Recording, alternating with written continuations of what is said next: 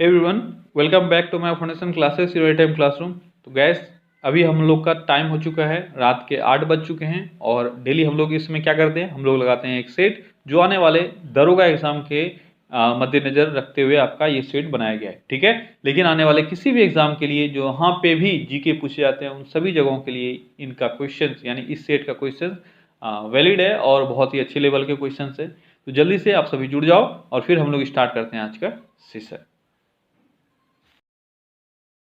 Dutch India company ने किस वर्ष पटना में अपने फैक्ट्री स्थापित किए थे? पटना में इन्होंने फैक्ट्री स्थापित कब किया था ये आपको बताना है। तो कब किया था? 1632 में इन्होंने पटना में अपने फैक्ट्री लगाए थे। ठीक है, अगर कहीं पे भी ध्यान रखना आंसर में 1632 नहीं है तो 1638 भी कंसिडर कर सकते हो। ठीक है, लेकिन ये क्वेश्चन जो है ये बीपीएससी में पूछा गया है, आज से 7-8 साल पहले ये क्वेश्चन पूछा गया था और वहाँ पे 1632 आंसर था। और पिछले साल या उससे पिछले साल भी ये क्वेश्चन आया है, सेम क्वेश्चन रिपीट हुआ है और वहाँ पे भी आंसर 1632 ही कंसिडर किया गया है। ठीक है, इसलिए ये आपको याद रखना है। कई बुक सजेस्ट करते हैं कि ये आंसर गलत है, 1638 होगा, पर आपको मैक्सिमम जगह जो आंसर है वो 1632 ही मिलेगा। पर आपके दिमाग में दोनों चीज़ें रहनी चाहिए, अगर 1638 है 32 नहीं है तो वो भी चलेगा। क्लियर? तो इस समय पटना में इन्होंने अपना फैक्ट्री लगाया था। और अब बताओ, अभी ये जो फैक्ट्री है वह किस रूप में है भी या नहीं है पटना में? अगर किसी को पता है तो बताओ। तो अभी जो ये फैक्ट्री था वह है और वह पटना कॉलेज के रूप में है। आप जिसको पटना कॉलेज जान रहे हो वही है ये फैक्ट्री। ठीक है, अगला क्वेश्चन है, निम्नलिखित में प्रथम कर्नाटक युद्ध का कौन सा तत्कालिक कारण था? जल्दी बताओ, बहुत ही बेहतरीन क्वेश्चन है और यहाँ पे भी जो पढ़े हुए हो उनसे गलती होने के चांसेस बहुत अधिक हैं। जल्दी बताओ, कर्नाटक युद्ध का तत्कालिक कारण कौन सा था? अब जब आप ऑप्शंस को देखोगे तो ऑस्ट्रिया की राजगद्दी की जंग ये भी एक इंपॉर्टेंट कारण था और मेजर कारण तो यही था, पर क्या ये तत्कालिक कारण था? तो नहीं, तत्कालिक कारण ये नहीं था। तत्कालिक कारण प्रथम कर्नाटक युद्ध का क्या था? अंग्रेजों द्वारा फ्रांसीसी जहाजों का अधिग्रहण। तो आपका सही आंसर हो जाएगा डी। बहुत ही बेहतरीन क्वेश्चन है, एग्जाम में अगर नहीं आपको पता हो तो आप गलती करके आओगे। ठीक है, अंग्रेजों द्वारा फ्रांसीसी जहाजों का अधिग्रहण कर लिया गया था और यही बना था प्रथम कर्नाटक युद्ध का तत्कालिक कारण। कौन सा वो कैप्टन था जिसके नेतृत्व में ये अधिग्रहण या कब्जा किया गया था? वो था अंग्रेज कैप्टन बर्नेट। क्या नाम था? अंग्रेज कैप्टन बर्नेट। बर्नेट की कैप्टनशिप में इस फ्रांसीसी जहाज को अधिकार में ले लिया गया था। ठीक है, अच्छा, अब ईयर भी आपको पता होना चाहिए। ईयर है इस युद्ध का 1748 सॉरी 1746 से लेकर 48 के बीच में। ठीक है, अब यहाँ पे मैंने बोला ऑस्ट्रिया की राजगद्दी का जंग, क्या ये भी एक कारण था? बिल्कुल, ये भी एक कारण था कर्नाटक युद्ध का। ठीक है, अब ये कारण जो था यह कारण 1740 में ही शुरू हो गया था। ये जो राजगद्दी का जंग है अंग्रेज और फ्रांसीसियों के बीच में ऑस्ट्रिया की राजगद्दी का, ये 1740 में चालू हो गया था, जिसका असर भारत पर भी पड़ा और भारत में ये युद्ध 1746 वाले युद्ध में जो प्रथम कर्नाटक युद्ध था वहां पर इसका असर देखने को मिला। तो कारण अगर आपसे पूछा जाता, यहाँ तत्कालिक वर्ड नहीं रहता तो आपका आंसर ये भी हो जाता और ये भी हो जाता, यानी दोनों हो जाता। अगर बीपीएससी में ये दोबारा क्वेश्चन आता है, ध्यान रखना, तो आपका आंसर ई हो जाएगा इसमें, अगर इस सेम ऑप्शन डाल के अगर क्वेश्चन आपसे पूछा जाता है तो, और तत्कालिक नहीं रहेगा वो वर्ड था। क्लियर? ये बहुत अच्छे से समझ लेना। अच्छा, ये तो आपको पता ही होगा कि कर्नाटक युद्ध किनके बीच हुआ है, तो अंग्रेज और फ्रांसीसियों के बीच ये हुआ था। क्लियर? चलो बढ़े आगे। अगला क्वेश्चन, निम्नलिखित में किस अंग्रेज अधिकारी ने पुर्तगालियों को स्वाली के स्थान पर हराया था? अच्छा, स्वाली में किस अंग्रेज अधिकारी ने पुर्तगालियों को हराया था ये आपको बताना है। कौन सा वो अंग्रेज अधिकारी था? जल्दी बताओ, कौन था वो था थॉमस बेस्ट। ठीक है, थॉमस बेस्ट ने स्वाली के स्थान पर। अच्छा, ये स्वाली कहाँ है? अब लग रहा होगा थोड़ा सा आप लोगों को क्या है ये नहीं है। ठीक है, जल्दी से बताओ ये स्वाली कहाँ है? स्वाली जानते हो कहाँ है? अभी जो सूरत जान रहे हो, सूरत के पास ही एक जगह है स्वाली। ठीक है, अब थोड़ा सा आप लोगों को क्लियरिटी मिल रही होगी। ठीक है, तो सूरत के पास है स्वाली, वहीं पे अंग्रेजों ने पुर्तगालियों पे आक्रमण किया था। और कौन था वो लीडर जिसके लीडरशिप में ये क्या गया था? Thomas best. ठीक है, अगला क्वेश्चन क्या है? अगला क्वेश्चन है, इलाहाबाद की संधि के बाद रॉबर्ट क्लाइव ने मुर्शिदाबाद का उप दीवान किसे बनाया था? ये मैंने पहले भी बहुत पहले आपको ये मैंने पढ़ा रखा है, जल्दी बताओ। इलाहाबाद की संधि, ये कौन सी संधि थी? इलाहाबाद की द्वितीय संधि थी, नो डाउट, इसमें एकदम कंफ्यूज नहीं होना है। इलाहाबाद की द्वितीय संधि थी और ये हुआ था 1765 में। ठीक है, 1765, 12 अगस्त 1765 में इलाहाबाद की दूसरी संधि हुई। और इस समय में रॉबर्ट क्लाइव ने मुर्शिदाबाद का उप दीवान किसको नियुक्त किया था? किसको किया था? देखो, दो उप दीवान नियुक्त हुए थे, एक बिहार के लिए और एक बंगाल के लिए। तो बंगाल वाला क्षेत्र है मुर्शिदाबाद। ठीक है, तो दो लोग थे, एक थे मोहम्मद रजा खां और दूसरे थे सिताब राय। सिताब राय को बिहार का, मोहम्मद रजा खां को बंगाल या मुर्शिदाबाद का। क्लियर? और डेट जो मैंने बोला है वो याद रखना है। अब एक और क्वेश्चन यहां से बन सकता है कि मुगल सम्राट कौन था जिसके साथ इलाहाबाद की द्वितीय संधि हुई थी? सबसे पहले तो आपको यही पता होना चाहिए, ये अंग्रेज और मुगल के बीच में ये संधि हुआ था। इलाहाबाद की द्वितीय संधि अंग्रेज और मुगल के बीच में हुआ था। और मुगल सम्राट कौन थे? जल्दी से मुझे कोई कमेंट में बताओ, मुगल सम्राट कौन थे जिसके साथ इलाहाबाद की द्वितीय संधि हुई थी? कौन थे? शाह आलम द्वितीय। ठीक है, कौन थे? शाह आलम द्वितीय। और इस संधि के बाद हुआ क्या था? इस संधि के बाद बंगाल, ओडिशा और बिहार का दीवानी अंग्रेज को दे दिया गया था। ठीक है, अगला क्वेश्चन क्या है? अगला क्वेश्चन है, तीसरे आंग्ल मैसूर युद्ध के बाद श्रीरंगपट्टनम की संधि के अनुसार अंग्रेजों को कितने रुपए टीपू सुल्तान के द्वारा हर्जाने के रूप में दिए जाने थे? बहुत ही बेहतरीन क्वेश्चन, जल्दी से आंसर करो। तीसरा आंग्ल मैसूर युद्ध जो था उसके बाद श्रीरंगपट्टनम की संधि हुई, ये आपको पता है। पहले तो यहीं पे क्वेश्चन बनता है आपसे कि तीसरा आंग्ल मैसूर युद्ध की समाप्ति किस संधि से हुई? तो श्रीरंगपट्टनम की संधि से। ठीक है, लेकिन यहां पे क्वेश्चन ये पूछा गया है, इस संधि के बाद कितने रुपए टीपू सुल्तान के द्वारा हर्जाने के रूप में दिए गए थे? कितने दिए गए थे? टोटल 3 करोड़ रुपए हर्जाने के रूप में दिए गए थे। और ये संधि किसके साथ हुआ था अगर ये आपसे पूछा जाए? अच्छा, तीसरा आंग्ल मैसूर युद्ध हुआ कब था? मैंने बोला था आपको 4 युद्ध कम से कम इस अंग्रेजों का याद रखना है। वो कौन कौन सा है? वह कर्नाटक युद्ध, आंग्ल मैसूर युद्ध, आंग्ल मराठा युद्ध, आंग्ल सिख युद्ध। ठीक है, ये 3-4 ऐसे हैं जिससे हमेशा आपसे क्वेश्चन बनेंगे। तो आज मैं बताने वाला नहीं हूं कब हुआ था, आप सभी कमेंट में मुझे बताओ तीसरा आंग्ल मैसूर युद्ध कब हुआ था। अगला क्वेश्चन है, डॉक्टर स्लीमैन के मदद से विलियम बेंटिक ने 1830 ईस्वी में ठगी प्रथा का अंत किया। अब बहुतों का तो हार्ट बीट बढ़ गया होगा कि जितना उन्होंने पढ़ा था वो सभी तो क्वेश्चन में ही दिया गया है। क्या आपने पढ़ा था विलियम बेंटिक ने 1830 में ठगी प्रथा का अंत किया? किसके मदद से? क्या स्लीमैन के मदद से? वो सारे तो आपके क्वेश्चन भी दिए हुए हैं। अब आप बताएं, ठगों में किस धर्म के अनुयायी सम्मिलित थे? देखो क्वेश्चन कहां से आया और आप सोच क्या रहे थे। ठीक है, ठगों का जो एक गैंग था, आपको पता है कि उसमें में एक बस्ती हुआ करता था, ठग बस्ती। ठीक है, ऐसा नहीं कि कोई भी 1-2 लड़ाका हो जाएगा, नहीं, बहुत सारे ऐसे बस्ती हुआ करते थे। जैसे जाति प्रथा पे आधारित आप बस्तियां देखते होंगे पहले, अभी भी है, जैसे ये ब्राह्मण का बस्ती हो गया, ये राजपूत का बस्ती हो गया, है ना। उसी तरह से उस वक्त ठगों का बस्ती हुआ करता था। अब आपको ये बताना है वह किस धर्म के अनुयायी होते थे मोस्टली, किस धर्म के? तो वो या तो हिंदू होते थे या मुसलमान होते थे। ठीक है, दोनों धर्मों के। बहुतों को ये कंफ्यूजन है कि सिर्फ हिंदू होते थे, क्योंकि वो किसका पूजा करते थे? वो काली माँ का, भवानी का, इन सभी देवी देवताओं का पूजा करते थे और वो बलि वगैरह भी चढ़ाते थे। उनको लगता था ये उनका पेशा है। ठीक है, जो ठगी करना है ये उनका पेशा है। ठीक है, और आपको कंफ्यूज नहीं होना है, इसमें सिर्फ हिंदू नहीं हुआ करते थे, इसलिए नहीं वो काली माँ का पूजा कर रहे हैं, उसमें हिंदू मुसलमान दोनों होते थे। जो बेसिकली हिंदू या मुसलमान दोनों में से कोई भी हैं, लेकिन मिलके ये लोग क्या करते थे? काली माँ का पूजा करते थे या भवानी माँ का पूजा करते थे या सती माँ का पूजा करते थे, इस तरह से। ठीक है, तो आपको ध्यान रखना है हिंदू मुस्लिम दोनों लोग होते थे उसमें। अगला क्वेश्चन है द्वैध शासन का जनक किसे माना जाता है। ये भी बहुत ही बेहतरीन क्वेश्चन है। बहुत बच्चे इसमें गलती करोगे जिन्होंने पढ़ रखा है, एग्जैक्टली जिनको याद नहीं है। ठीक है, अब इसमें बहुत सारे बच्चे क्या करेंगे, लॉर्ड क्लाइव मारेंगे। क्यों? क्योंकि भारत में लॉर्ड क्लाइव ने सबसे पहले द्वैध शासन बंगाल में लगाया था। लेकिन क्वेश्चन तो वो पूछा नहीं जा रहा है कि क्वेश्चन क्या पूछा जा रहा है। क्वेश्चन पूछा जा रहा है द्वैध शासन का जनक।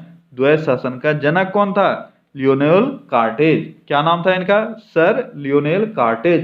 ये थे द्वैध शासन के जनक। और लॉर्ड क्लाइव ने बंगाल में द्वैध शासन लगाया था, आपको पता होना चाहिए। ठीक है, अगला क्वेश्चन है 1857 के विद्रोह के पश्चात बेगम हजरत महल ने क्या किया। 1857 के विद्रोह के पश्चात बेगम हजरत महल ने क्या किया, जल्दी बताओ क्या किया। तो 1857 के विद्रोह के बाद बेगम हजरत महल ने क्या किया, वह नेपाल चली गई। ठीक है, ये आपको याद रखना है कि बेगम हजरत महल नेपाल चली गई थी। अच्छा, बेगम हजरत महल कहाँ से थी, मतलब जो 1857 का विद्रोह हुआ था वहाँ उस चीज में उन्होंने किस जगह का नेतृत्व किया था? तो उन्होंने लखनऊ का नेतृत्व किया था। ठीक है, और लखनऊ में उनका किसके साथ सामना हुआ था? कौन सा वो अंग्रेज अधिकारी था? तो अंग्रेज अधिकारी था कैंपबेल। क्या नाम था? कैंपबेल। ठीक है, तो कैंपबेल ने लखनऊ पर कब्जा कर लिया और वहां से हजरत महल जो है उनको भागना पड़ा और भाग के वो कहां चली गई? नेपाल। ठीक है, अगला क्वेश्चन है निम्न में से पील आयोग का गठन का उद्देश्य क्या था? पील आयोग के गठन का उद्देश्य क्या था, ये बताओ भैया। पील आयोग, इसका गठन कब किया गया था, यह भी आपसे पूछा जाता है, वो भी आपको पता होना चाहिए। सबसे पहले उद्देश्य बता दो, फिर बताता हूं कब हुआ था। तो उद्देश्य क्या था? ब्रिटिश सरकार में भारतीय फौज के नवगठन के लिए। ठीक है, ब्रिटिश फौज में भारतीय जो लोग शामिल थे उनका रेशियो इनको इधर उधर करना था, यानी उनका रेशियो अल्टीमेटली कम करना था। ठीक है, ये सब घटना कब हुआ था? 1857 के बाद। ठीक है, 1857 का जो विद्रोह हुआ उसमें यह पता चला कि सिपाही लोग भी विद्रोह कर सकते हैं। तो अब उनका क्या सोच था कि जहां जहां से विद्रोह हुआ है वहां पर भारतीय सिपाहियों की संख्या कम कर दी जाए और अंग्रेजों की जो संख्या है पहले के रेस्पेक्ट में अधिक कर दिया जाए। ठीक है, ताकि विद्रोह अगर इस तरह का होने का चांसेस फ्यूचर में कभी हो तो आसानी से वो उसको दबा सकें। इसके लिए उन्होंने एक आयोग का गठन किया जिसका नाम था पील आयोग। ठीक है, अगला क्वेश्चन क्या है? निम्न में से किस पुस्तक को हेरोडोटस ने लिखा था? हेरोडोटस ने किसको लिखा था, मैंने किस पुस्तक को लिखा था? इन सभी बुक्स में से कौन सा है? Animalia Historica. कौन सा बुक है? एनिमेलिया हिस्टोरिका, जिसको हेरोडोटस ने लिखा था। ठीक है, अब यहाँ पे ज्योग्राफिका किसने लिखा है? ये लिखा गया था किसके द्वारा? स्ट्रैबो के द्वारा। ठीक है, और दूसरा आपको क्या दिख रहा है? दूसरा आपको दिख रहा है हिस्टोरिया। हिस्टोरिया किसने लिखा है? ये लिखा था एरिस्टोटल ने या अरस्तु ने। और तीसरा आपको दिख रहा है एनिमेलिया हिस्टोरिका, ये किसने लिखा है? ये हेरोडोटस ने लिखा है। और चौथा है आपका हिस्टोरिया प्लांटेरम, ये बुक किसने लिखा है? यो थियोफ्रेस्टस ने लिखा है। ठीक है, सारे बुक इंपॉर्टेंट है, सबका नाम आपको पता होना चाहिए। अगला क्वेश्चन है ऋग्वेद में दस्यु शब्द किसके लिए आया है? बहुत ही अच्छा क्वेश्चन है। दस्यु शब्द बताओ ऋग्वेद में किसके लिए आया है? ऋग्वेद में दस्यु शब्द किसके लिए आया है? तो दस्यु शब्द अनार्यों के लिए यूज किया गया है ऋग्वेद में। अनार्य मतलब जो आर्य नहीं है उनके लिए शब्द है दस्यु। ठीक है, अगला क्वेश्चन है मनुस्मृति का विषय क्या है? मनुस्मृति का विषय क्या है? क्या है मनुस्मृति का विषय? आप जानते हो मनुस्मृति जो है वह विधि का बुक है, यानी कानून का बुक है। तो आपका आंसर क्या हो जाएगा? विधि। अगला क्वेश्चन है किस वेद में सर्वप्रथम गोत्र शब्द का इस्तेमाल हुआ है? अब ये क्वेश्चन भी ऐसा है जहां पे आप गलती करोगे, 100% करोगे, इसीलिए अभी ही मजबूत हो जाओ। अभी ही आप अपने दिमाग को बहुत ही अच्छे से स्टेबलाइज तरीके से सेट कर लो, कहां पे हमको गलती नहीं करना है। ठीक है, जल्दी से आंसर करो, क्या होगा सही आंसर? तो देखो यहाँ पे क्वेश्चन क्या दिया गया है? गोत्र। और आपने अगर पढ़ रखा है तो आप क्या सोच रहे हो, अभी आपके दिमाग में क्या चल रहा है, आपके दिमाग में चल रहा है वर्ण। ठीक है, यही तो गलती होता है। वर्ण जैसे आप देखोगे, आप क्या करोगे, आप ऋग्वेद मारोगे, लेकिन यहाँ पे वर्ण तो पूछा नहीं जा रहा है, यहाँ गोत्र पूछा जा रहा है। और गोत्र का सही आंसर क्या होगा, अथर्ववेद। तो गोत्र का सबसे पहले आपको जो उल्लेख है वह कहाँ से प्राप्त होता है, अथर्ववेद से प्राप्त होता है। वहीं पे अगर वर्ण पूछा जाए यानी जाति व्यवस्था पूछा जाए तो जाति व्यवस्था कहाँ पे हुआ है, ऋग्वेद में। ठीक है, अगला क्वेश्चन है, आरबीआई के प्रथम गवर्नर कौन थे। आरबीआई के बारे में आपने क्या क्या पढ़ रखा है, कब इसका गठन हुआ, कौन सा आयोग था इसके लिए, और आज आपको बताना है प्रथम गवर्नर कौन थे।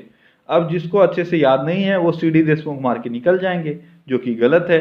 प्रथम गवर्नर कौन थे, ओसबोर्न स्मिथ। कौन थे, ओसबोर्न स्मिथ। ठीक है, अच्छा यहां आपसे प्रथम गवर्नर का बात किया जा रहा है। ठीक है, लेकिन मैंने बोला कि कुछ बच्चे सीडी देशमुख मार देंगे। ऐसा क्यों मैंने बोला, ऐसा इसलिए बोला क्योंकि उन्होंने पढ़ रखा है। ठीक है, उनकी गलती नहीं है, उन्होंने पढ़ रखा है।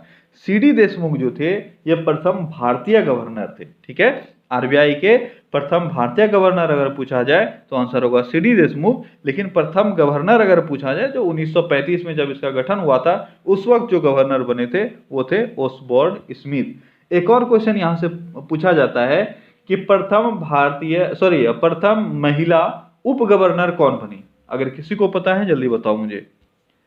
आरबीआई की प्रथम महिला उप गवर्नर, क्योंकि गवर्नर तो आज तक बनी नहीं है, उप गवर्नर बनी है, कौन है, उनका नाम है के.जे. उदैसी। जिनको आता था बहुत अच्छी बात है, नहीं आता था याद कर लो। ठीक है, कौन बनी थी, के.जी. उदैसी। अच्छा एक और क्वेश्चन यहां से इंटरेस्टिंग क्वेश्चन है कि भारत के ऐसे कौन प्रधानमंत्री हुए जो आरबीआई के गवर्नर भी रह चुके थे। अगर आपको आ रहा है तो बहुत अच्छी बात है, नहीं तो बहुत अच्छा क्वेश्चन है। ठीक है, तुक्का भी आप यहाँ पे लगा सकते हो। एक वो पीएम जो बहुत बड़े इकोनॉमिस्ट थे, जल्दी बताओ कौन थे वो थे मनमोहन सिंह। तो मनमोहन सिंह आरबीआई गवर्नर भी रह चुके हैं। ठीक है, अगला क्वेश्चन है, भारत का बगीचा उपनाम किस शहर को दिया गया है। भारत का बगीचा किस शहर को कहा जाता है, तो भारत का बगीचा कहा जाता है बेंगलुरु को। ठीक है, अगला क्वेश्चन है, भारत का पहला समाचार पत्र द बंगाल गजट का प्रकाशन कब हुआ। बंगाल गजट का प्रकाशन, बंगाल गजट का प्रकाशन कब हुआ, कब हुआ बंगाल बजट का प्रकाशन, 1781 में, सॉरी 1780 में। कब हुआ बंगाल बजट का प्रकाशन, 1780 में। ये वीकली समाचार पत्र था और इसका जो प्रकाशक था वो कौन था, जेम्स हिक्की। कौन था, जेम्स हिक्की। और ज्यादा दिन तक चला नहीं, ये मात्र 2 साल चला और 1782 में ही ये बंद हो गया था। तो ये भी आपसे पूछा सकता है, द बंगाल गजट कब बंद हुआ, कब हुआ, 1782 में। अगला क्वेश्चन है, मुस्लिम शिक्षा के विकास के लिए भारत में प्रथम मदरसा किसने स्थापित किया। मुस्लिम शिक्षा के विकास के लिए भारत में प्रथम मदरसा वारन हेस्टिंग्स ने स्थापित किया था। कब किया था, 1781 में। कहा किया था, कोलकाता में। ठीक है, अगला क्वेश्चन है, मृदा संरक्षण की उस विधि को क्या कहते हैं जिसमें पौधों के बीच अनावृत भूमि जैव पदार्थ जैसे प्रवाल से ढक दी जाती है। क्वेश्चन डिफिकल्ट नहीं है, क्वेश्चन बस अगर आप समझ जाओगे तो आप आसानी से कर पाओगे। अब इसमें क्या कहा जाता है कि पौधों के बीच जो फालतू जगह बच जाता है, तो ये एक मृदा संरक्षण का ऐसा विधि है ताकि वहाँ घास वगैरह नहीं उगे या कुछ भी नहीं हो। उसके लिए हम लोग क्या करते हैं, इसमें जो भी आपके पुआल हैं या कटे हुए पत्तियां हैं, बड़े बड़े पत्ती होते हैं जैसे केला पत्ती हो गया या कुछ भी हो गया, तो जितने भी हमारे पास जो नेचुरल वेस्ट हैं, ठीक है, नेचुरल वेस्ट का मतलब ये नहीं हुआ कि कूड़ा कचरा नहीं, पुआल वगैरह टाइप या पत्ती वगैरह टाइप, इस तरह की चीज़ों को हम लोग क्या करते हैं, इससे एक लेयर इसका बना देते हैं ताकि जो अंदर में मिट्टी है उसका मॉइस्चर कंटेंट रिटेन रहे, उसमें घास नहीं उगे। ठीक है, इन सारे चीज़ों के लिए तो इसको क्या कहा जाता है, इसको कहा जाता है मल्चिंग या मल्च बनाना। तो आपका सही आंसर क्या हो जाएगा, मल्च बनाना।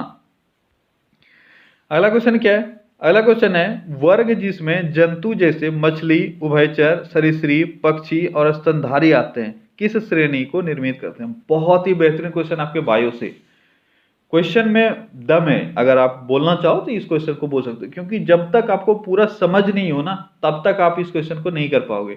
और अगर इस क्वेश्चन को कर लोगे तो इसका मतलब आपको पूरा जो कैटेगरी है, जो किंगडम है, प्लांट किंगडम या एनिमल किंगडम, जो भी जिसकी चर्चा होती है उसका आपको पूरा रहना चाहिए ख्याल कि कितने स्टेप में वो बटा हुआ है, क्या क्या उसका डिवीजन है, ठीक है, तभी आप कर पाओगे। तो सही आंसर यहाँ पे क्या होगा, जल्दी बताओ।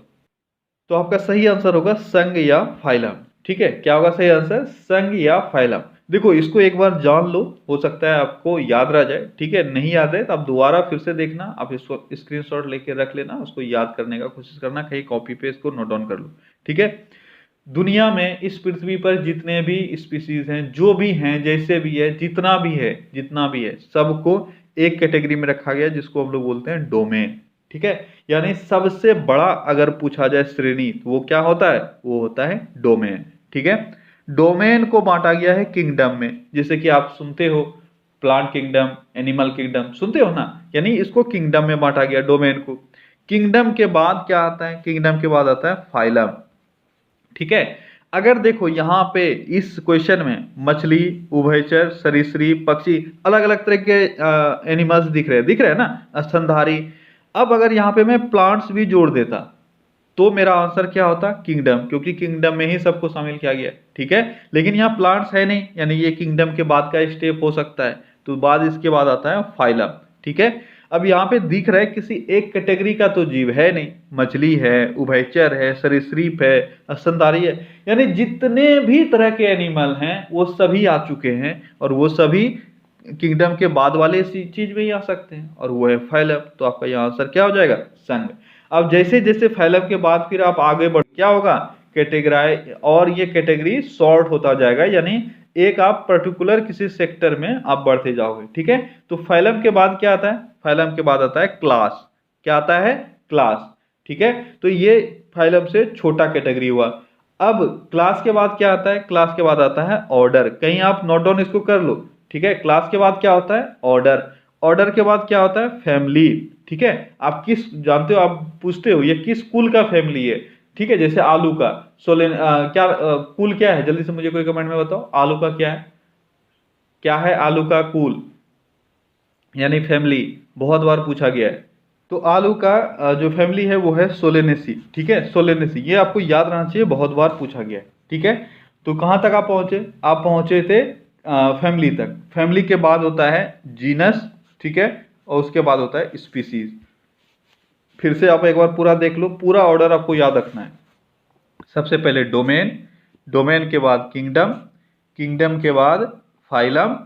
ठीक है, फाइलम के बाद मैंने क्या बताया, क्लास, क्लास के बाद क्या मैंने बताया, क्लास के बाद ऑर्डर, ऑर्डर के बाद मैंने क्या बताया, ऑर्डर के बाद फैमिली। ठीक है, फैमिली के बाद क्या, जीनस, और जीनस के बाद क्या, जीनस के बाद स्पीसीज। यानी अगर पूछा जाए कि इस वर्णीकरण में या इस श्रेणी में सबसे निचले पायदान पे कौन होता है, स्पीसीज। ठीक है, सबसे छोटा जो इसका कैटेगरी है वो है स्पीसीज, और सबसे बड़ा कैटेगरी है डोमेन। ठीक है, ये आपको याद रखना है। तो यहां जो आपका क्वेश्चन था उसका आंसर क्या हो जाएगा, संघ या फाइलम। अगला क्वेश्चन है, निम्नलिखित में से किस समाज सुधारक ने 1826 के जूरी विधेयक का घोर विरोध किया था। सबसे पहले तो आपको यह पता होना चाहिए जूरी विधेयक कब आया और किसने विरोध किया, इसके बाद की बात है। क्या था, इससे पहले आ सकता है, क्या था ये जूरी विधेयक। देखो जूरी विधेयक क्या था कि उस वक्त एक बिल लाया गया था जिसमें यह कहा गया था, यानी ये बोल सकते हो जातिगत बिल था ये, कि ईसाई का अगर सुनवाई होता है तो उसमें जो हिंदू और मुस्लिम जज होंगे या जूरी होंगे वो शामिल नहीं होंगे, ये कहा गया था। और ये तो सिंपल सा बात है ना, ये धर्म के स्थान पे जो नॉलेज है या सम्मान है उसका हनन हुआ। ठीक है ना, जूरी जूरी है, चाहे वह हिंदू हो, मुस्लिम हो, सिख हो, ईसाई हो, उससे क्या फर्क पड़ता है। लेकिन ऐसा बिल लाया गया था और इसका पुरजोर विरोध किया था किसने, वही आपसे क्वेश्चन पूछा गया है, किसने किया था, राजा राम मोहन राय ने। ये इसके विरोधी थे, इन्होंने कहा कि ये बिल्कुल गलत चीज है। ठीक है, अगला क्वेश्चन क्या है, अगला क्वेश्चन है, डैश प्राणी जगत का सबसे बड़ा संघ है जिसमें कीट भी सम्मिलित है। तो सबसे बड़ा संघ आप जानते हो ऑर्थोपोडा है। ठीक है, अगला क्वेश्चन है, हेली धूमकेतु जब सूर्य से दूर जाता है तो उसकी पूंछ प्रतीत होती है। हेली धूमकेतु के बारे में आपसे सवाल किया गया, आप जानते हो हेली धूमकेतु हर 76 साल के बाद दिखता है। ठीक है, यहाँ पे वो नहीं आपसे पूछा गया है, यहाँ पे आपसे पूछा गया है कि जब यह सूर्य से दूर जाता है तो इसकी पूंछ कैसी प्रतीत होती है, तो पूंछ बढ़ती हुई प्रतीत होती है। देखो एक्चुअली में है क्या, जैसे जैसे ये सूर्य के करीब आता है इसका पूंछ छोटा होता जाता है और सूर्य के पास एकदम आ जाने के बाद लगभग ना के बराबर इसका पूंछ बचता है और फिर ये दूर जाता है तो इसका पूंछ फिर से बढ़ता जाता है। ठीक है, तो आपको वहीं से याद रखना है। अगला क्वेश्चन है, ग्रहों की गति को बताने वाले नियम को क्या कहा जाता है? केपलर का नियम। बिना समय बर्बाद किए जल्दी से इन सभी क्वेश्चन को करो जो आसान है। अगला क्वेश्चन है, बिहार दिवस कब मनाई जाती है? बिहार दिवस कब मनाया जाता है? कब मनाया जाता है? 22 मार्च को प्रत्येक वर्ष हम बिहार दिवस मनाते हैं। अगला क्वेश्चन है, लोहे को खुले में छोड़ने पर उस पर जो भूरी परत जम जाती है उसे क्या कहते हैं? उसे कहते हैं जंग या रस्ट। ठीक है, लेकिन वो तो आपके ऑप्शन में है नहीं। अब बताओ वो क्या है? वो जो जंग है या रस्ट है वह क्या है? क्या है वो? वह है फोरिसोफेरिक ऑक्साइड, जो आपके डी ऑप्शन में है। या आपको सिर्फ फेरस ऑक्साइड भी रह सकता है या आयरन 2 या 3 ऑक्साइड भी रह सकता है। ठीक है, ये सारे ऑप्शंस में से आपको मिल सकते हैं कुछ भी। तो यहाँ पे आपका आंसर जो है ये फेरिसोफेरिक ऑक्साइड या आयरन ऑक्साइड होगा। ठीक है, अगला क्वेश्चन है, भारत में स्टैच्यू ऑफ यूनिटी, ठीक है, भारत में स्टैच्यू ऑफ यूनिटी देश की दुनिया की सबसे ऊंची प्रतिमा है। किनकी प्रतिमा है? अच्छा, ये पूछा गया आपसे। स्टैच्यू ऑफ यूनिटी सबसे ऊंची प्रतिमा है, लेकिन किनकी है? किनकी है जल्दी से बताओ, क्या होगा सही आंसर? यहाँ सही आंसर होगा डी, इनमें से कोई नहीं। अब ये क्वेश्चन आसान तो है, लेकिन जल्दीबाजी में आप पटेल देखोगे बी मार के निकल जाओगे। अगर पटेल वाला समझ में नहीं आया तो तिलक भी मार सकते हो। ठीक है, तो ये थोड़ा सा है जिसको अब जो भूल चुके हो उसको कंफ्यूजन हो सकता है, जो एकदम क्लियर जिसने रखा है उसका कोई कंफ्यूजन इसमें नहीं होगा। आंसर होगा डी, क्योंकि सरदार पटेल का ये प्रतिमा है।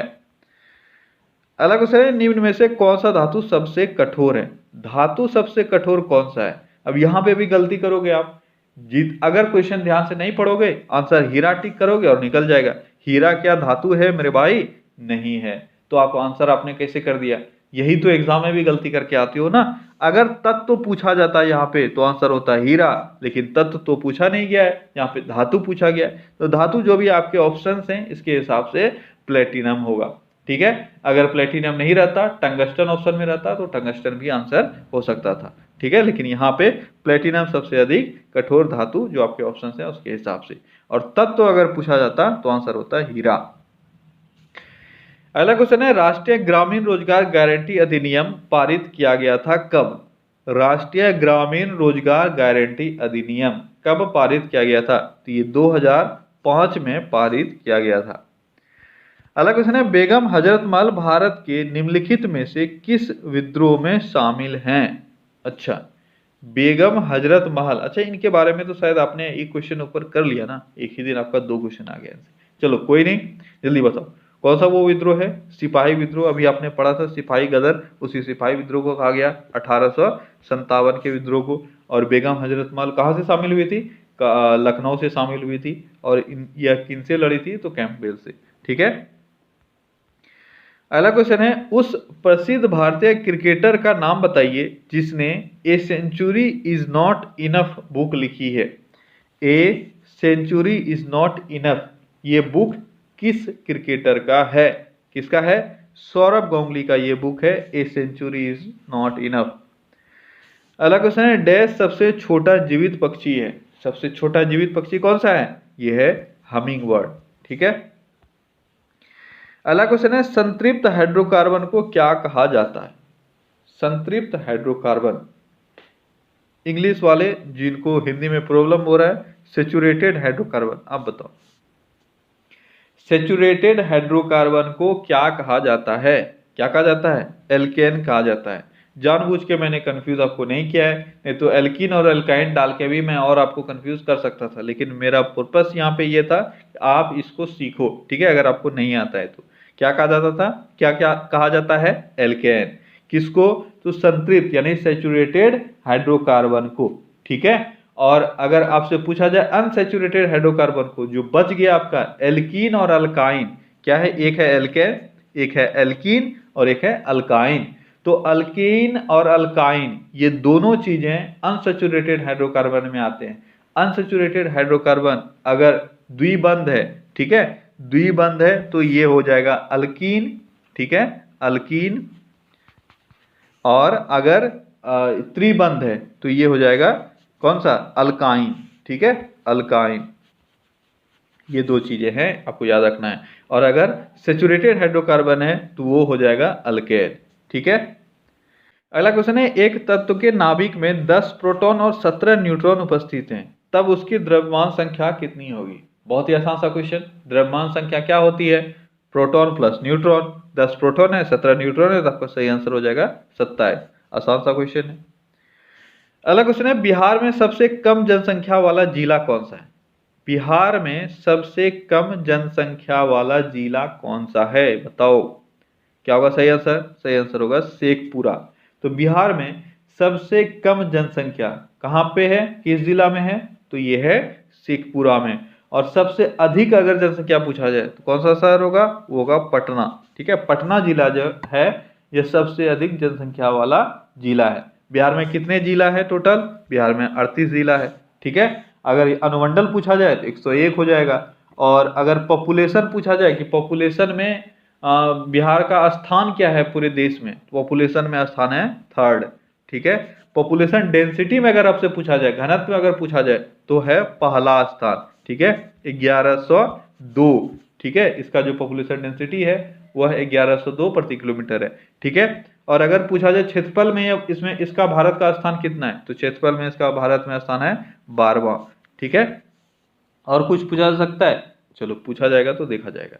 अगला क्वेश्चन है, हड्डियों को पेशियों के साथ कौन जोड़ता है? हड्डियों को पेशियों के साथ कौन जोड़ता है? बहुत ही इंपॉर्टेंट क्वेश्चन है, आसान क्वेश्चन है, लेकिन एग्जाम में गलती करते हो, क्योंकि 4 ऑप्शन में से बस 2 ही ऑप्शन से आपको मतलब रहता है, वो है लिगामेंट और टेंडन। जिसने पढ़ा है, जिसने नहीं पढ़ा है उसका मैं तो कोई चर्चा ही नहीं कर रहा हूं, उनको तो कंफ्यूजन होगा ही नहीं, वो तो तुक्का मार के आगे निकल जाएंगे, फिर उसके बाद बोलेंगे भगवान जो मैंने मारा है वो सही कर देना बस, ठीक है। लेकिन जिसने पढ़ा है उनको कंफ्यूजन होता है लिगामेंट और टेंडन में। तो सही आंसर पहले बता दो क्या है? हड्डियों को पेशियों के साथ जोड़ने वाला कौन है? कौन है? ये है टेंडन, ठीक है। कौन है? टेंडन। अब कंफ्यूजन दूर करने का मैं एक छोटा सा तरीका बताता हूं। एक है एमबीटी। अब बताओ एमबीटी को कौन नहीं जानते? मोहम्मद बिन तुगलक, है ना।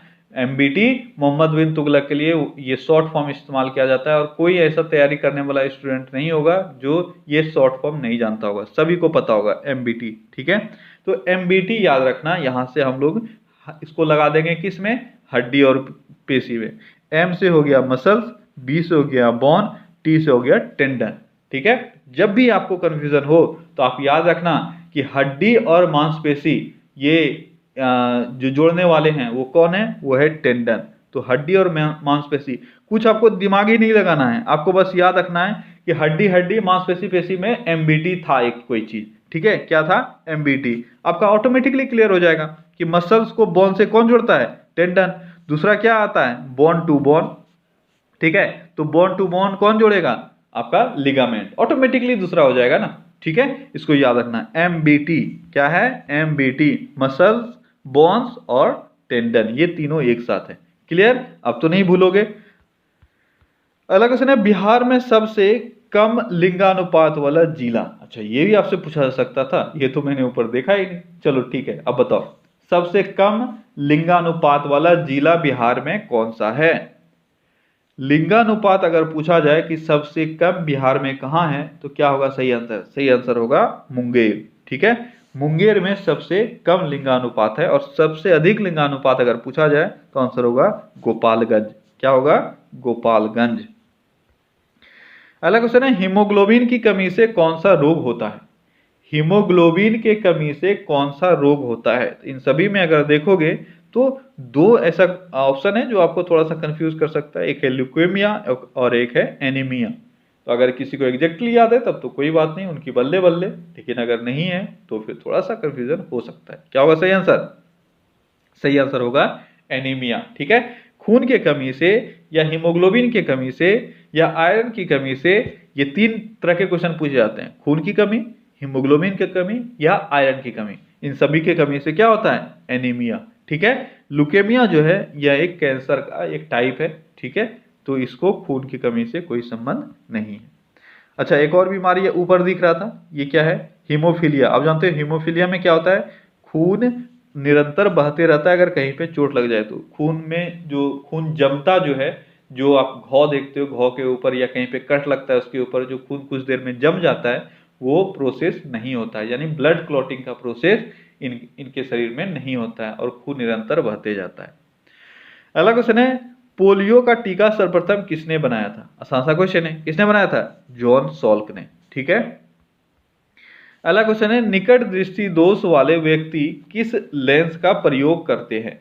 निकट दृष्टि दोष या मायोपिया जिनको हुआ है, उनको दूर देखने में प्रॉब्लम होता है और वह अवतल लेंस का प्रयोग करते हैं। किस लेंस का? अवतल लेंस का। अगला क्वेश्चन है, निष्क्रिय गैसों को किस समूह में रखा गया है? निष्क्रिय गैसों को किस समूह में रखा गया है? तो आपके ऑप्शंस के हिसाब से हो जाएगा समूह 0। ठीक है, उनको 0 ग्रुप में रखा गया है, यानी उनके ग्रुप को 0 ग्रुप भी कहा जाता है। एक्चुअल में वो ग्रुप कौन सा है? 18th ग्रुप है। ठीक है, कौन सा पीरियोडिक टेबल का ग्रुप है? 18th ग्रुप है, जिसको 0 ग्रुप भी कहा जाता है, और उसमें सारे इनर्ट गैसेस को रखा गया है या निष्क्रिय गैसेस को रखा गया है। इसलिए इसको 0 ग्रुप कहा जाता है क्योंकि इनका जो किसी के साथ बॉन्ड बनाने का है चांसेस वो 0 है, क्योंकि इनके पास वैलेंस इलेक्ट्रॉन जो है वह 0 है। ये पूरी तरह से स्टेबल है ना। इसमें से कौन कौन आते हैं ये भी आपसे पूछा जाता है। हीलियम और नियॉन, ठीक है, आर्गन, उसके बाद और क्या है? क्रिप्टॉन, और क्या है इसमें? जेनॉन। ठीक है, जेनॉन और रेडॉन। ठीक है, इतने सारे चीजें हैं। कितना हो गया? 4 2 6। फिर से एक बार सुन लो, helium, neon, argon, krypton, xenon और रेडॉन, ये सभी आते हैं 0 ग्रुप या ग्रुप 18 में, और इन सभी को इनर्ट गैसेस कहा जाता है। ठीक है, अगला क्वेश्चन है, बोरलॉग पुरस्कार किस क्षेत्र में दिया जाता है? बोरलॉग पुरस्कार अगर याद नहीं आ रहा है तो याद करो, बोरलॉग। बोरलॉग शब्द किससे, कौन है, किसके नाम से ये लिया गया है और वह किस क्षेत्र से संबंधित है? नॉर्मन बोरलॉग, है ना। नॉर्मन बोरलॉग के नाम पे ये पुरस्कार है, बोरलॉग पुरस्कार, और यह कृषि क्षेत्र से संबंधित है। किस क्षेत्र से? कृषि क्षेत्र से। कौन देता है ये पुरस्कार? कौन देता है? तो एक फर्टिलाइजर कंपनी है जिसका नाम है कोरोमंडल, सॉरी, हाँ ठीक तो बोल रहा हूँ, कोरोमंडल इंटरनेशनल। ठीक है, कोरोमंडल इंटरनेशनल ये कंपनी है जो इस पुरस्कार को प्रत्येक वर्ष देती है। कब से दिया जा रहा है? 1972 से। कब से? 1972 से ये बोरलॉग पुरस्कार कृषि के क्षेत्र में दिया जा रहा है। अगला क्वेश्चन है, हवाई जहाज का ब्लैक बॉक्स किस रंग का होता है? हवाई जहाज का ब्लैक बॉक्स, आसान सा क्वेश्चन है, फ्लैट क्वेश्चन है, सिंपल क्वेश्चन है, किस रंग का होता है? नारंगी रंग का। अगला क्वेश्चन है, चिकित्सा विज्ञान में डायलिसिस किस बीमारी के लिए कराई जाती है? डायलिसिस किसके लिए होता है? किडनी बीमारी, किडनी में अगर कुछ प्रॉब्लम हो तो उसमें डायलिसिस किया जाता है। तो आपका आंसर हो जाएगा किडनी की खराबी में। अगला क्वेश्चन है, इलेक्ट्रॉन पर कितना आवेश होता है? इलेक्ट्रॉन पर कितना आवेश यानी चार्ज होता है? कितना होता है? 1.6 इंटू 10⁻⁻19। ठीक है, अगला क्वेश्चन है, कैल्शियम कार्बाइड को पानी के साथ प्रतिक्रिया कराने पर कौन सी गैस निकलती है? कैल्शियम कार्बाइड अगर कोई गौ से संबंधित हो, जिनके घर में आम होता है, उनको ये पता होगा। क्या होगा सही आंसर? सही आंसर होगा एसिटिलीन। ठीक है, कैल्शियम कार्बाइड, इस पर अगर आप, ये जब भी मॉइस्चर के कांटेक्ट में आता है तो इससे एक गैस निकलता है एसिटिलीन, और इसका इस्तेमाल फलों को पकाने के लिए किया जाता है। ठीक है, अगला क्वेश्चन है, सत्याग्रह के 3 प्रमुख स्वरूप कौन से हैं? अच्छा, ये भी क्वेश्चन थोड़ा सा दमदार क्वेश्चन हो गया, जल्दी बताओ। सत्याग्रह के 3 प्रमुख स्वरूप कौन कौन से हैं? तो सत्याग्रह का 3 प्रमुख स्वरूप जो है वो है असहयोग, सविनय अवज्ञा और बहिष्कार। ठीक है, असहयोग, सविनय अवज्ञा और बहिष्कार, ये 3 प्रमुख स्वरूप हैं सत्याग्रह के। अगला क्वेश्चन है, राष्ट्रपति को किस अनुच्छेद के अंतर्गत यह अधिकार प्राप्त है कि वह वित्तीय आपातकाल लागू कर दे या कर सके? वित्तीय आपातकाल 360। आपको पता है कि हमारे यहाँ पे 3 तरह के आपातकाल का प्रावधान है। एक है कौन कौन सा?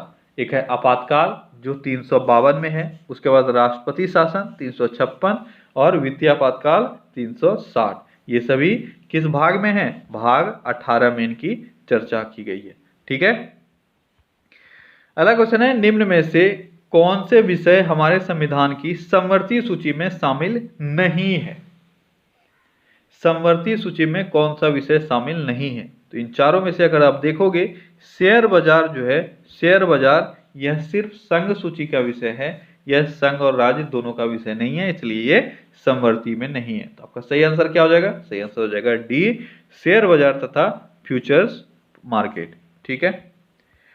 अगला क्वेश्चन है, भारत के राष्ट्रपति को स्वेच्छा निर्णय अधिकार यानी विवेकाधिकार के अंतर्गत क्या प्राप्त है? इन चारों में से कौन सा ऐसा चीज है जो राष्ट्रपति अपने विवेकाधिकार से कर सकते हैं, यानी वो खुद जैसा चाहे वैसा कर सकते हैं? तो अगर देखोगे चारों ऑप्शन को ध्यान से आप पढ़ोगे, एक ऑप्शन है जो आपको सही आंसर मिलेगा। वो क्या है? वो है प्रधानमंत्री की नियुक्ति। ठीक है। प्रधानमंत्री की नियुक्ति राष्ट्रपति अपने विवेक के आधार पर कर सकता है। अब तो आपको ऐसा लग रहा है कि जैसे कि कोई भी पार्टी जीत के जाती है तो वो जिसको बोलता है बनाने उसको प्रधानमंत्री बनाया जाता है राष्ट्रपति के द्वारा, पर ऐसा हमेशा नहीं है। अगर राष्ट्रपति को लगेगा ये बनने लायक नहीं है, इसमें कैपेबिलिटी नहीं है, तो राष्ट्रपति बोलेगा हम इसको नहीं बनाएंगे, पर ये जनरली ऐसा होता नहीं है। अगर किसी भी एक ऐसे इंसान को अगर राष्ट्रपति बनाना चाहे, मान लो वो बहुमत में नहीं है, कोई भी पार्टी बहुमत में नहीं है और फिर भी प्रधानमंत्री बनाना है, तो किसी को भी बना सकते हैं राष्ट्रपति। ठीक है। राष्ट्रपति ने प्रधानमंत्री को नियुक्त कर दिया, अब 6 महीने के अंदर उसको अपना बहुमत साबित करना होगा। तो ये सारी चीजें राष्ट्रपति के विवेकाधिकार के अंतर्गत आते हैं। ठीक है। अगला क्वेश्चन है, सिंधु घाटी सभ्यता की लिपि कौन सी है? सिंधु घाटी की सभ्यता की लिपि आप जानते हो बहुत चित्रात्मक है, लेकिन यहाँ पे वैसा कुछ दिख नहीं रहा है, तो यहाँ का जो सही आंसर होगा वो होगा अज्ञात। ठीक है, क्योंकि हमने अभी तक पढ़ा नहीं है उनका क्या लिपि है। अगला क्वेश्चन क्या है? अगला क्वेश्चन है, निम्न में से कौन सी साहित्यिक कृति कृष्ण देव राय ने लिखी है? यानी कौन सा ऐसा रचना है निम्न में से जो कृष्ण देव राय के द्वारा किया गया है? तो कौन सा है वो है अनुक्त माल्यद या अमुक्त माल्यद, जो भी आपका रहेगा वही सही आंसर होगा। ठीक है। इसकी रचना कृष्ण देव राय ने की है। कृष्ण देव राय किस साम्राज्य के राजा हैं? तो विजयनगर साम्राज्य के, है ना। विजयनगर साम्राज्य के बहुत ही प्रतापी राजा और बहुत ही फेमस राजा है कृष्ण देव राय, उन्होंने ही लिखा है अमुक्त माल्यद। ठीक है। अगला क्वेश्चन है, मनुष्य एक सामाजिक प्राणी है, यह कथन किसका है? मनुष्य एक सामाजिक प्राणी है, यह कथन किसका है? किसका है? अरस्तु का कथन है। किसका कथन है ये? अरस्तु का कथन है। अगला क्वेश्चन है, उपोष्ण उच्च दाब के कटिबंधों को और क्या कहा जाता है? उपोष्ण उच्च दाब के कटिबंध को और क्या कहा जाता है? तो इन सभी में से हॉर्स लेटीट्यूड कहा जाता है। ठीक है। हॉर्स लेटीट्यूड 30 डिग्री नॉर्थ और 30 डिग्री साउथ को कहा जाता है, और ये जो क्षेत्र है यह उपोष्ण उच्च दाब वाले कटिबंध है या क्षेत्र है। ठीक है। अगला क्वेश्चन क्या है? अगला क्वेश्चन है, स्वपरागन का परिणाम क्या होता है? स्वपरागन का परिणाम क्या होता है? स्वपरागन यानी सेल्फ पॉलिनेशन क्या होता है? तो सेल्फ पॉलिनेशन में क्या होता है कि एक ही फूल में, ठीक है, एक ही फूल में मेल और फीमेल दोनों पार्ट्स पाए जाते हैं। ठीक है। यानी यहीं पे जो पोलन ग्रेन है वो एंथर पे गिरा दिया जाता है, यानी एक ही फूल से। इसी को बोलते हैं सेल्फ पॉलिनेशन, और इसमें अंतः प्रजनन होता है। क्या होता है? अंतः प्रजनन। अगला क्वेश्चन है, वनस्पति जगत के गैर हरित विषम पोषित पौधे कौन से हैं? टर्म थोड़े से हैवी है लेकिन समझने में बिल्कुल आसान है कि हरित जगत का यानी जो भी ग्रीनरीज है उसके बीच में, यानी प्लांट्स हैं उनके बीच में एक ऐसे चीज पाए जाते हैं जो गैर हरित है, यानी वो हरा नहीं है। ठीक है। और वह अपने से खाना भी नहीं बनाता है। वो क्या है? वो है फंजाई। ठीक है। जो फंगस हैं वह अपना खाना नहीं बनाते हैं, और ये ग्रीन भी नहीं होते, इनके पास क्लोरोफिल भी नहीं होता है, पता है। ठीक है। अगला क्वेश्चन है, मानव शरीर की कौन सी ग्रंथि पीयूष ग्रंथि से हार्मोन के रिसों को नियंत्रित करता है? बहुत ही बेहतरीन क्वेश्चन है, अच्छा क्वेश्चन है, याद रहना चाहिए आपको इस सबका बाप कौन है? पीयूष ग्रंथि, है ना। सबका बाप कौन है? पीयूष ग्रंथि। लेकिन बाप का भी तो कोई बाप होता है, जो है दादाजी, है ना। ठीक है, तो पीयूष ग्रंथि को कंट्रोल कौन करता है? हाइपोथैलेमस ग्रंथि। ठीक है, जितने भी ग्रंथियां हैं हमारे शरीर में, सबको कंट्रोल करता है पीयूष ग्रंथि। ठीक है, लेकिन पीयूष ग्रंथि को कौन कंट्रोल करता है? हाइपोथैलेमस ग्रंथि। और मास्टर ग्रंथि किसको बोलते हैं? पीयूष ग्रंथि को। ठीक है, अगला क्वेश्चन है, पुरानी और नष्ट प्राय लाल रक्त कणिकाएं कहाँ नष्ट होती है? यानी जिस रक्त कणिका, यानी जो ब्लड सेल्स है उनको, रेड ब्लड सेल्स है उनको अब मरने का उनका टाइम आ चुका है, वो मरना चाहते हैं, तो वो सभी कहाँ चले जाएंगे? प्लीहा में। इसीलिए प्लीहा को कहा जाता है आत्महत्या की थैली। अगला क्वेश्चन है, ग्राम राज्य के माध्यम से राम राज्य। ये देखो, अगर आप नहीं जानते हो इस स्टेटमेंट को, आपके एग्जाम में आ गया, तो मोस्ट प्रोबेबली ग्रामीण क्षेत्रों के विकास से संबंधित अगर कोई स्टेटमेंट आए, तो अगर आप तुक्का लगाना चाहो, मैं बोल नहीं रहा हूं आप तुक्का लगाओ, लेकिन अगर लगाना चाहो तो आप बिना पढ़े महात्मा गांधी मार देना। हो सकता है मैक्सिमम बार आपका आंसर सही हो जाए। तो ग्राम राज्य के माध्यम से राम राज्य, यह स्टेटमेंट किसका है? महात्मा गांधी का। अगला क्वेश्चन है, भारतीय संविधान का कौन सा अनुच्छेद राज्य सरकारों को ग्राम पंचायत के गठन का निर्देश देता है? तो कौन सा वो अनुच्छेद है जो यह निर्देशित करता है राज्य सरकारों को कि आपको ग्राम पंचायत का गठन करना चाहिए? क्या है वो अनुच्छेद है 40। और वहीं पे पंचायती राज को संवैधानिक दर्जा अगर आपसे पूछा जाए किस अनुच्छेद में दिया गया है, यह है 243, है ना। और किस संविधान संशोधन में? तो 73वां संविधान संशोधन में। अगला क्वेश्चन है, भारत के महान्यायवादी कहां पर सुनवाई कर सकते हैं? महान्यायवादी को कहां पर सुनवाई करने का अधिकार है? अब इसमें भी अगर आपने थोड़ा बहुत पढ़ा है तो आप गलती करोगे। इसलिए गलती करोगे क्योंकि आप आंसर लोकसभा मार सकते हो, ऐसा, या सी भी मार सकते हो, लोकसभा या राज्यसभा, ये भी आप आंसर कर सकते हो।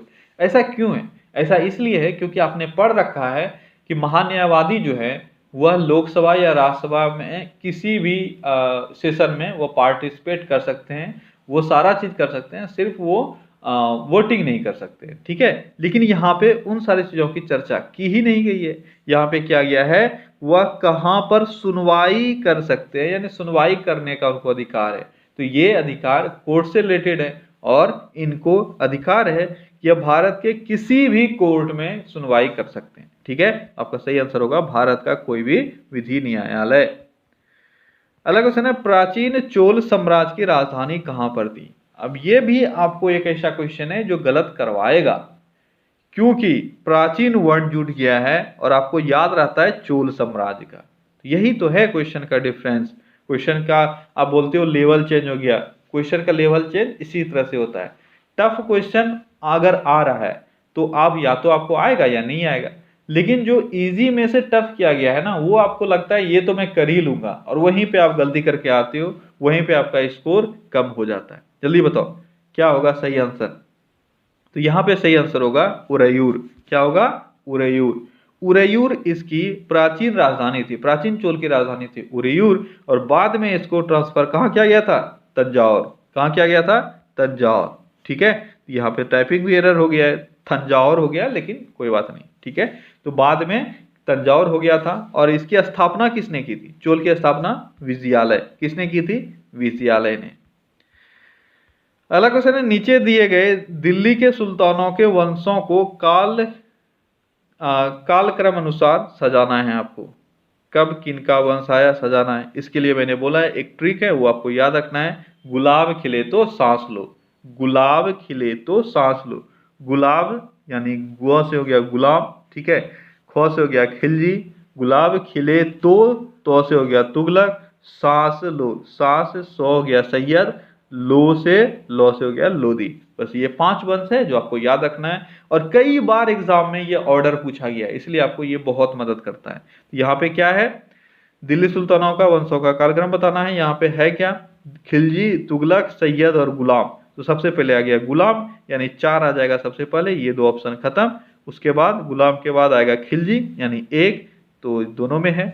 उसके बाद खिलजी के बाद तुगलक, तुगलक कहाँ पे है? 2 ऑप्शन में, तो आपका सही आंसर हो जाएगा ए। ठीक है, आसान सा क्वेश्चन है, बस आपको वो ट्रिक याद रहना चाहिए। अगर आपको याद नहीं है सबका ऑर्डर तो।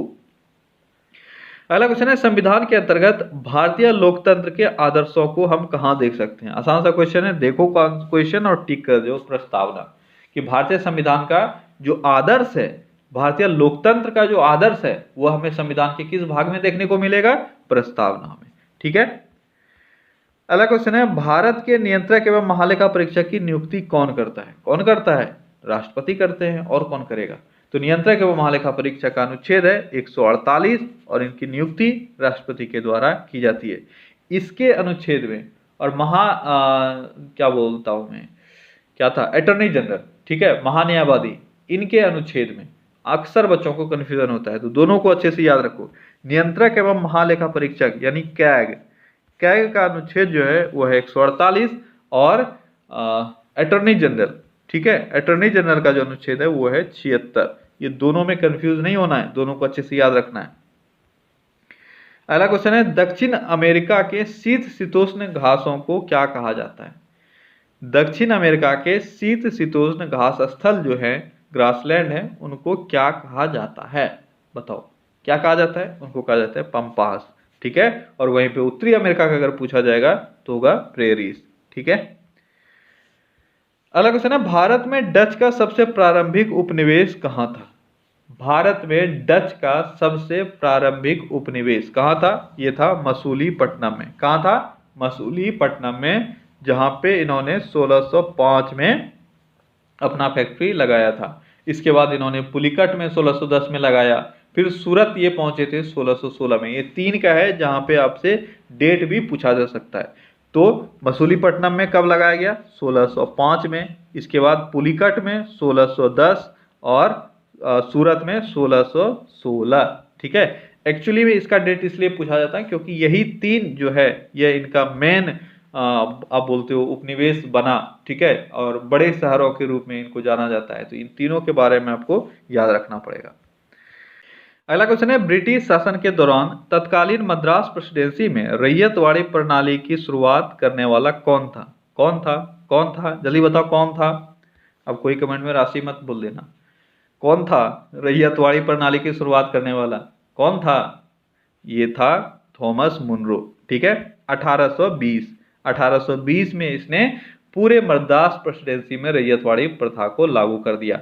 अच्छा, ये बार बार मैं बोल रहा हूं पूरे मद्रास में इसने 1820 में किया था, लेकिन इसका प्रथम प्रयोग जो है रैयतवाड़ी का वो कब किया गया भारत में? तो वो 1792 में मुनरो के द्वारा ही किया गया था। मद्रास का एक जिला है जिसका नाम था बारामहल। ठीक है। क्या नाम था? बारामहल। तो बारामहल में इसका प्रथम प्रयोग किया गया था, पहली बार लागू किया गया था 1792 में, और ये पायलट प्रोजेक्ट की तरह था। और बाद में 1820 में जब ये मद्रास का गवर्नर बना तो उस वक्त इसने पूरे मद्रास में इस प्रथा को लागू कर दिया, इस प्रणाली को लागू कर दिया। अगला क्वेश्चन है, निम्न में से कौन सा व्यक्ति इटली के एकीकरण से संबंधित नहीं था? इटली के एकीकरण में 3 लोग मेनली शामिल हुए, मेजनी, कैवूर और गैरिबाल्डी। कौन शामिल हुआ? मेजनी, कैवूर और गैरिबाल्डी। ये 3 लोग थे जो इटली के एकीकरण में शामिल हुए थे। कौन शामिल नहीं हुआ था? मुसोलिनी। ठीक है। अगला क्वेश्चन है, बृहत्तर या ग्रेटर हिमालय का दूसरा नाम क्या है? ग्रेटर हिमालय में बृहत या बृहत्तर जो भी आपको बोलना है, बृहत हिमालय भी बोलते हैं, बृहत्तर हिमालय भी बोलते हैं, ग्रेटर हिमालय, इसका दूसरा नाम क्या है ये आपको बताना है। इसका दूसरा नाम क्या है? क्या है इसका दूसरा नाम? हिमाद्री। ठीक है। सह्याद्री से इसको कंफ्यूज मत करना। सह्याद्री कौन क्या है? पूर्वी घाट, पश्चिमी घाट की सबसे ऊंची चोटी। लेकिन यहाँ पे आपसे क्या पूछा गया है? बृहत्तर हिमालय का दूसरा नाम हिमाद्री है। ठीक है। अगला क्वेश्चन है, ज्वालामुखी के कप आकार के मुख को क्या कहते हैं? ज्वालामुखी का जो ऊपर वाला मुख है वो इस तरह का कप आकार का होता है और इसको क्रेटर कहा जाता है। ठीक है। अगला क्वेश्चन है, दुग्धजनक हार्मोन का स्राव कहाँ होता है? दुग्धजनक हार्मोन का स्राव कहाँ होता है? आसान सा क्वेश्चन है, दुग्ध ग्रंथि है ना, जो कि गलत है। इतना आसान अगर होता तो मैं क्वेश्चन डालता ही नहीं। सही आंसर क्या होगा? सही आंसर होगा पीयूष ग्रंथि। ठीक है। पीयूष ग्रंथि से दुग्धजनक हार्मोन का रिसाव होता है। और जो स्तन ग्रंथि है या दुग्ध ग्रंथि है, यहाँ से दूध का रिसाव होता है। ठीक है, यहाँ पे दूध के बारे में तो पूछ नहीं रहा है। दुग्ध जनक हार्मोन, यानी वो हार्मोन जो दूध प्रोड्यूस करने में सहायता करता है, ये इंडिकेशन देता है कि दूध प्रोड्यूस करना है, वो हार्मोन कहाँ से रिलीज होता है, तो वो होता है कहाँ से, पीयूष ग्रंथि से। ठीक है, अगला क्वेश्चन है, वह जीव कौन सा है जो वायु प्रदूषण को मॉनिटर करता है। तो वायु प्रदूषण को मॉनिटर कौन करता है, कौन सा ऐसा नेचुरल चीज है, वह है लाइकेन। ठीक है, अगला क्वेश्चन है, आकाश के नीले दिखाई देने का मुख्य कारण क्या है। बहुत बार ये क्वेश्चन भी आपने पढ़ा होगा, आकाश नीला दिखाई देता है, इसका मुख्य कारण क्या है। वायुमंडल में उपस्थित धूल आदि के कणों द्वारा सौर किरणों का परिकिरणन। ठीक है, ये है नीला दिखाई देने का मुख्य कारण। अगला क्वेश्चन है, राष्ट्रीय स्वयंसेवक संघ का निर्माण कब हुआ था। इसको आप लोग प्यार से आरएसएस कहते हो। ठीक है, तो राष्ट्रीय स्वयंसेवक संघ ये कब बना, ये बना था 1925 में। तो 27 सितंबर 1925 में आरएसएस का निर्माण हुआ। कौन था इसका जो प्रणेता आप बोल सकते हो, जिसने इसको बनाया, तो क्या नाम था, हेडगेवर। उसका क्या नाम था, हेडगेवर। ठीक है, हेडगेवर उसका नाम था जिसने इसको बनाया था, और इसका हेडक्वार्टर कहाँ है, नागपुर में। अगला क्वेश्चन है, विधवा पुनर्विवाह कानून कब बना। विधवा पुनर्विवाह कानून, तो आपको पता है कि कैनिंग के टाइम में विधवा पुनर्विवाह कानून पारित हुआ 1856 में, और विद्यासागर थे जिन्होंने इसमें योगदान दिया था। अगला क्वेश्चन है, अंग्रेजों ने फूट डालो और शासन करो की नीति कब अपनाई थी। फूट डालो और शासन करो की नीति अंग्रेजों ने 1857 के क्रांति के बाद, यानी 1858 ईस्वी के बाद से इन्होंने अपनाया था फूट डालो और राज करो का मेथड। अगला क्वेश्चन है, बिहार प्रदेश को किस मुस्लिम शासक ने सर्वप्रथम जीता था। बिहार को किसने सबसे पहले जीता था, कौन था वो था खिलजी। खिलजी में कौन था, बख्तियार खिलजी। ठीक है, बख्तियार खिलजी ने लगभग 1200 ईस्वी के आसपास बिहार पर इसने आक्रमण किया था, और ये कौन था, यह एक तुर्किश अफगान मिलिट्री चीफ था। ठीक है, मिलिट्री जनरल था, क्या नाम था, बख्तियार खिलजी। अगला क्वेश्चन है, मनुष्य के मस्तिष्क की सबसे बाहरी झिल्ली क्या होती है, यानी हमारे मस्तिष्क का सबसे बाहरी का कवर जो है वह क्या होता है, उसको क्या कहते हैं, क्या कहते हैं उसको कहा जाता है ड्यूरामीटर। क्या कहा जाता है, ड्यूरामीटर, जो मनुष्य के मस्तिष्क का सबसे बाहरी झिल्ली है। अगला क्वेश्चन है, मछलियों में उत्सर्जी पदार्थ क्या होता है। मछलियों में उत्सर्जी पदार्थ क्या होता है, मछलियों में उत्सर्जी पदार्थ ये होता है अमोनिया। ठीक है, अगला क्वेश्चन है, हार्मोन शब्द का नामकरण किसने किया था। हार्मोन शब्द का नामकरण किसने किया था, किसने किया था, बेलिस और स्टार्लिंग ने। बेलिस और स्टार्लिंग ने हार्मोन शब्द का नामकरण किया था। अगला क्वेश्चन है, हाल ही में भारत ने किस आधुनिक मिसाइल का सफल परीक्षण किया है। अभी हाल ही में भारत ने एक मिसाइल का सफल परीक्षण किया, उसका नाम क्या है, उसका नाम है अग्नि प्राइम। क्या नाम है उसका, अग्नि प्राइम। अगला क्वेश्चन है, हाल ही में किस शहर के हाईवे पर भारत की पहली आपातकालीन लैंडिंग सुविधा का उद्घाटन हुआ है। भारत की पहली आपातकालीन लैंडिंग सुविधा, इसका उद्घाटन कहाँ हुआ है, बाड़मेर राजस्थान में। ठीक है, अगला क्वेश्चन है, हाल ही में किस राज्य की सरकार ने पेड़ों को बचाने के लिए प्राण वायु देवता पेंशन योजना शुरू किया है। प्राण वायु देवता पेंशन योजना यह किस सरकार का है, पेड़ों को बचाने के लिए, तो ये हरियाणा सरकार का है, प्राण वायु देवता योजना। अगला क्वेश्चन है, टोक्यो पैरालंपिक 2020 खेलों में भारत ने कौन कौन से कुल 19 पदक जीते हैं। सबसे पहले आपको पता होना चाहिए कि टोक्यो पैरालंपिक 2020 में भारत ने टोटल 19 पदक जीते। अब 19 पदक में क्या है, 19 पदक में 5 गोल्ड है, 6 सिल्वर है और 8 ब्रॉन्ज है, या 5 गोल्ड है, 8 सिल्वर है, 6 ब्रॉन्ज है। ये दो चीजें आपको पता होनी चाहिए। इस दोनों में से सही आंसर कौन सा होगा बताओ। सही आंसर होगा बी, 5 गोल्ड है, 8 सिल्वर है और 6 ब्रॉन्ज है। अच्छे से आपको याद रखना है, 5 8 6। ठीक है, अगला क्वेश्चन है, प्रतिवर्ष विश्व संस्कृत दिवस कब मनाया जाता है। विश्व संस्कृत दिवस कब मनाया जाता है? श्रावण मास की पूर्णिमा को प्रत्येक वर्ष विश्व संस्कृत दिवस मनाया जाता है।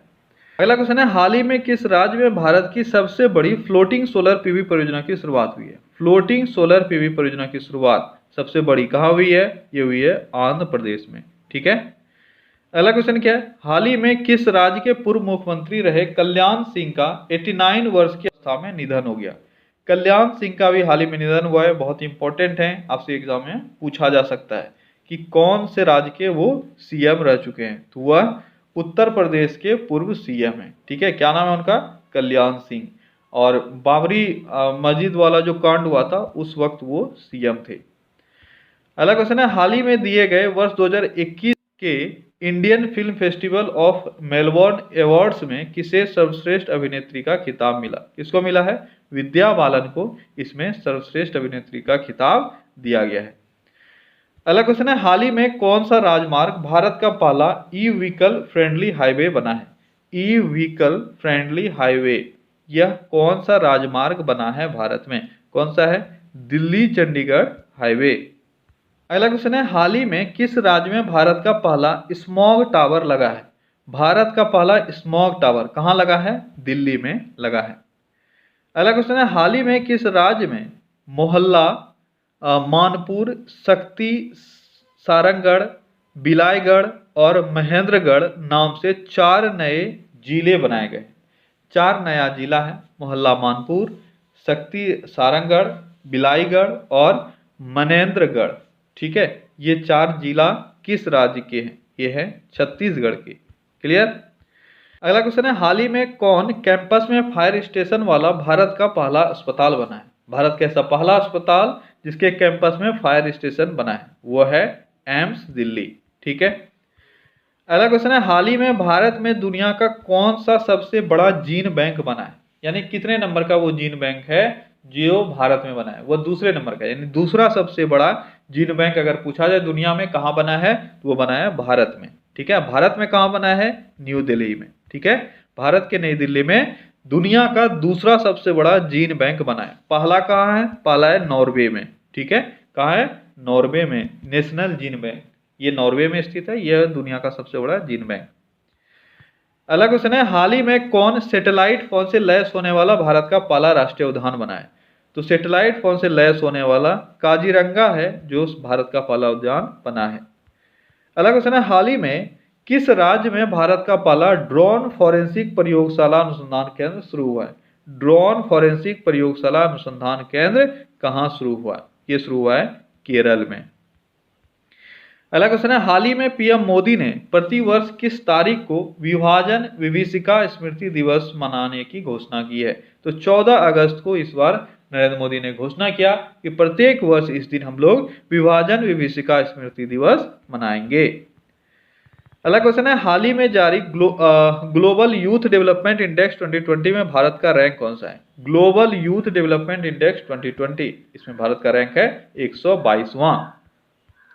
अगला क्वेश्चन है, हाल ही में यूपी सरकार ने काकोरी कांड का नाम बदलकर क्या कर दिया? काकोरी कांड का नाम बदल दिया गया है और अब यह है काकोरी ट्रेन एक्शन। ठीक है। अगला क्वेश्चन है, कौन व्यक्ति हाल ही में राष्ट्रीय अल्पसंख्यक आयोग के अध्यक्ष बने हैं? राष्ट्रीय अल्पसंख्यक आयोग के अभी वर्तमान अध्यक्ष कौन है? इकबाल सिंह लालपुरा। ठीक है। अगला क्वेश्चन है, कौन व्यक्ति हाल ही में उत्तराखंड के 8वें राज्यपाल बने हैं? उत्तराखंड के 8वें राज्यपाल अभी हाल ही में कौन बने हैं? गुरमीत सिंह। और वहां के सीएम कौन है? पुष्कर सिंह धामी। ठीक है, और वहां के राज्यपाल अभी बने हैं गुरमीत सिंह। क्लियर। तो ओके गाइस, तो ये था आज का हमारा टॉप 100 क्वेश्चंस। आई होप कि आज भी आपने सेशन को एंजॉय किया, और अगर आप एंजॉय कर रहे हो तो अपने फ्रेंड्स के साथ शेयर करो जम के यार। जब तक आप लोग शेयर नहीं करोगे तब तक मुझे अच्छा नहीं लगेगा, इसलिए आप लोग जमकर शेयर करो। और अभी तक अगर किसी ने लाइक नहीं किया तो एक लाइक ठोक दो, आपका ठोकने में क्या जाता है ना। चलो ठीक है, कल फिर से मिलते हैं हम लोग अगले सेशन में। Take care, bye.